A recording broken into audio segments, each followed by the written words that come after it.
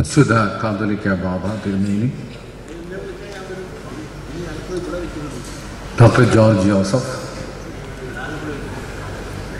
Shri MG George Muthoot, Shri Babu George, Shri Sunny Kallur, father Abraham Konatt,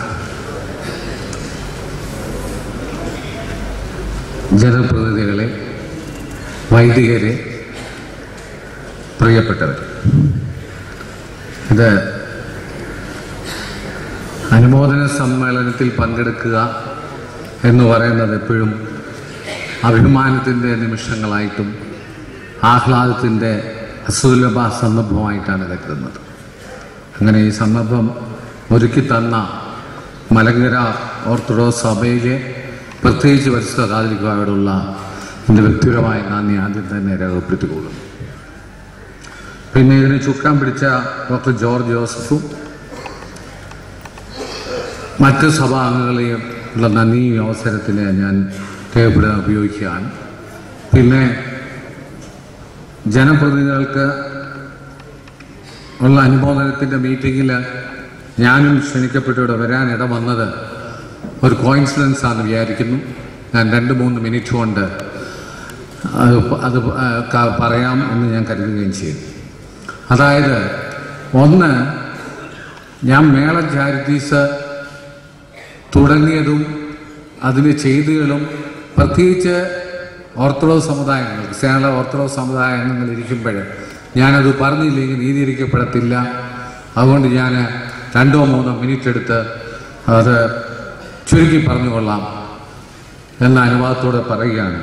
അതായത്, എൻ്റെ പിതാവിൻ്റെ വേർപാട് 1978 മെയ് 28 ഹൃദയസ്തംഭനം മൂലം പെട്ടെന്നായിരുന്നു. അത് അന്ന് ഞാൻ യുവാവായിരുന്ന ആ കാലഘട്ടത്തിൽ എൻ്റെ മനസ്സിൽ കൂടെ പോയത് രോഗ ശാന്തിക്ക് അല്ലെ ചികിത്സയ്ക്ക് സഹായം ലഭിക്കാതെ ആരും കടന്നു പോകാൻ പാടില്ല എന്ന ചിന്ത ആ സമയത്ത് എൻ്റെ കൂടെ കടന്നുപോയി. അത് എൻ്റെ പിതാവിൻ്റെ അതാണ് എൻ്റെ ജീവകാരുണ്യ പ്രവർത്തനം പ്രചോദനമായി തീർന്നു, നിമിത്തമായി തീർന്നു.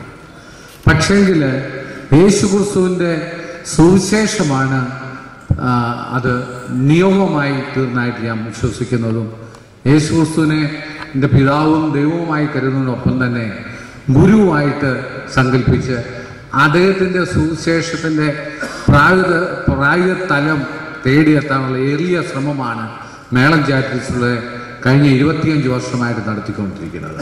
അതാണ് ഞാനിവിടെ പറഞ്ഞില്ലെങ്കിൽ, കാരണം യേശുക്രിസ്തുവിടെ 3.5 വർഷക്കാലമാണ് നിങ്ങൾക്കെല്ലാം അറിയാവുന്ന പോലെ സുവിശേഷ പ്രവർത്തനത്തിൽ അദ്ദേഹം, അതായത് 30-33 വയസ്സ്, ആ കാലഘട്ടത്തിൽ ശാരീരിക മാനസിക വ്യാധി അനുഭവിക്കുന്ന ആൾക്കാർക്ക് സൗഖ്യം കൊടുത്തു.